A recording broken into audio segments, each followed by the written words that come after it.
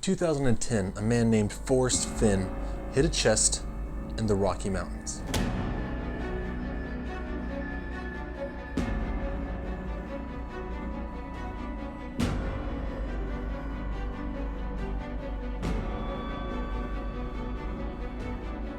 He wrote a book that contained a poem. And with that book and poem, you were armed with everything you needed to find that chest. Looking for that treasure, police are now demanding that the author who started it end it. This is a huge thank you to all of my subscribers by sharing something very special to me with you, a real-life treasure hunt, and all of the drama that came with it. You had talked about giving more clues. Nuisance, so that you're like getting people to dig up outhouses or graves. People are literally dying to find Forrest Fenn's hidden treasure. I'm not going to give a clue to help people find the treasure. I'm going to give a clue to try to keep them out of trouble.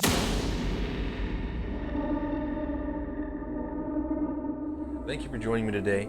And before we get started on Forrest Fenn's treasure hunt, I just want to say this video is a celebration for the 100 and 250 subscriber count that we've gotten to, because I typically do history and folklore local to Georgia, but starting with this, I'm going to be branching out.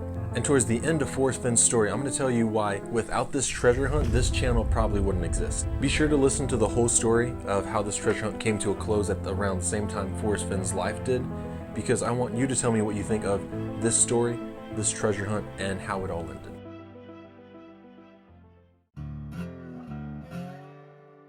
Forrest Fenn grew up in a small town known as Temple, Texas, where his father was the principal of his school. And he was just as rebellious and adventurous as you would imagine a man like Forrest was.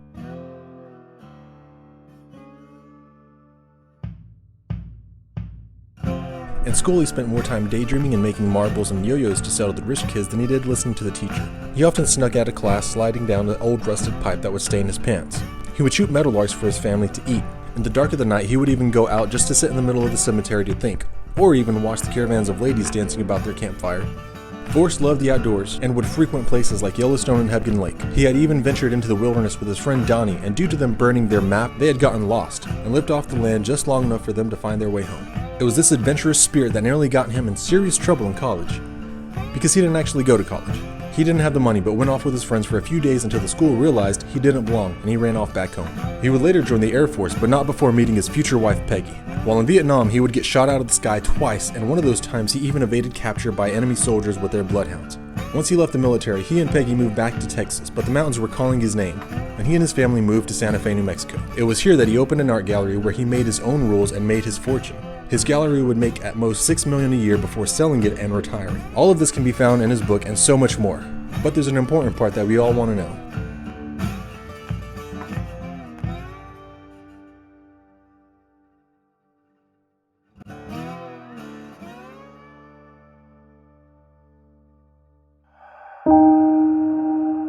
In 1988, Forrest was diagnosed with cancer.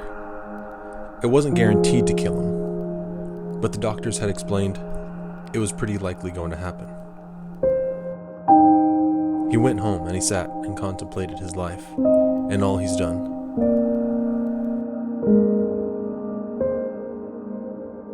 He realized he only had two options. He could either let this illness take him nice and peacefully as he laid in a hospital bed, or he could attempt to defy death itself with something that would immortalize his name forever. And then I started filling the chest with gold coins, mostly old American eagles and double eagles, along with lots of placer nuggets from Alaska. Two weigh more than a pound each, and there are hundreds of smaller ones. Also included are pre-Columbian gold animal figures and ancient Chinese human faces carved from jade. The different objects in the cast are too numerous to mention one by one, but among them are a Spanish 17th century gold ring with a large emerald that was found with a metal detector, and an antique lady's gold dragon coat bracelet that contains 254 rubies, 6 emeralds, 2 Ceylon sapphires, and numerous small diamonds. That was an excerpt from Forrest Fenn's book on what he hid in his chest. You see, Forrest had constructed his poem in such a way that it would send the searcher directly to his treasure chest. He said multiple times and wrote in his book, "The one who finds my treasure will know exactly where he's going." The original ending to his poem had said something along the lines of, "Take the chest but leave my bones," because he really did believe he was going to die, and he was actually going to die atop his treasure chest. However, Forrest had said on multiple occasions, and I quote, "It was a great plan, but the only problem with it is that I got well." Years later, he had actually beaten cancer, but because he had put so much love into his poem, into his book, into his treasure, he decided to go ahead and go along with it anyway. So he recreated the ending of the poem, and in 2010, the Forrest Fenn treasure hunt would begin. It was not a well-known thing at the time, though. Only a few hundred people really knew about it, and even fewer participated, until a few years into the hunt when it really picked up traction. The community surrounding it created events like Fennbury and even had live chats and YouTube channels dedicated purely to finding the treasure. And then, for the first time in the Forrest Fenn treasure hunt history, tragedy struck.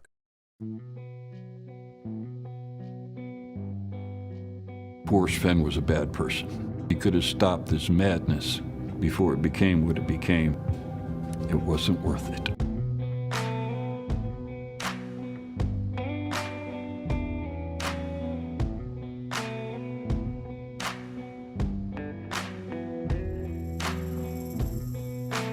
What do you say to people who think you're crazy or a public nuisance, or that you're like getting people to dig up outhouses or graves or national parks or any of that kind of stuff? I pretty much agree with them. Randy Billy went missing in January 2016 and was found dead in July. His body was discovered by workers along the Rio Grande, and an autopsy could not determine the cause of death.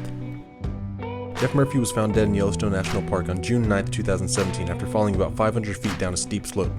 Pastor Paris Wallace failed to show up for a planned family meeting on June 14, 2017. His car was found parked next to Taos Junction Bridge, and his body was found 5 to 7 miles downstream along the Rio Grande. Eric Ashby was found dead in Colorado's Arkansas River on July 28, 2017. Friends and family stated that he had moved to Colorado in 2016 to look for the treasure and was last seen on June 28 rafting on the river 10 to 15 miles upstream from where his body was found. Michael Wayne Sexton was found dead by rescuers on March 21, 2020, alongside Stephen Enlow, who would later recover in hospital. Gold fever was real, and it caused a lot of trouble for anyone without the restraint to listen to Forrest Fenn's advice when he said, "Don't do anything an 80-year-old cancer patient would have trouble doing."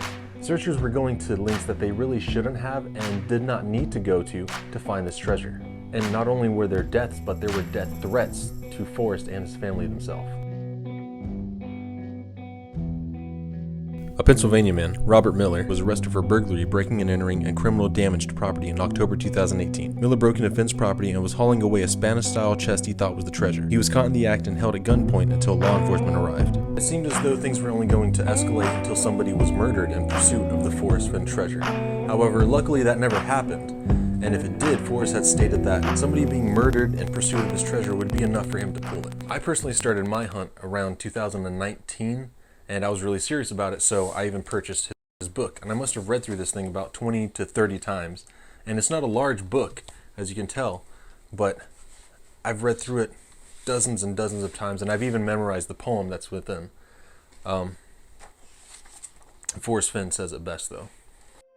I have gone alone in there, and with my treasures bold, I can keep my secret where, and hint of riches new and old. Begin it where warm waters halt, and take it in the canyon down. Not far, but too far to walk. Put in below the home of Brown. From there it's no place for the meek. The end is ever drawing nigh. There'll be no paddle up your creek, just heavy loads and water high. If you've been wise and found the blaze, look quickly down your quest to cease.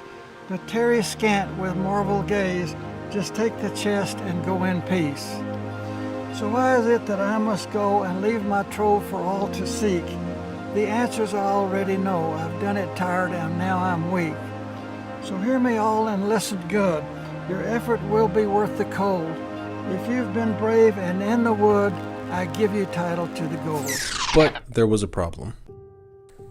I started to realize that this was keeping me away from my wife and my day-to-day duties. I was even showing up late to work because I was staying up late just combing through the book and maps and reading online and Googling things, just trying to figure out where his treasure was. I had even become obsessed to the point that I realized I needed to stop, because I've seen what this has done to other people and the tragedies that have befallen them because they weren't wary of the dangers. And I realized I needed to take a step back and look at this with a more level head. So I took a break for a couple of weeks, and then I decided to use my time more methodically about going through this book and the treasure hunt. But then I let the stupidest thing happen to me. I let people's opinions of me and what they thought and said stop me from doing something I really loved doing. I had mentioned it to people here and there, and almost every single time I was met with an insincere smile, or a smile that meant that you're crazy, Josh. And it hurt. So I stopped looking for this. I had given up something that was very special to me, really close to me, because of what other people thought. 4 to 6 months later, I looked through this book and I thought to myself, forget these people and what they think about me. If I am wrong, I get to have the adventure of a lifetime. But if I'm right, I started searching again, and this time, because I came at it with a more level, clear head, I came up with a perfect solution. It was based on geographical locations, like Forrest had said.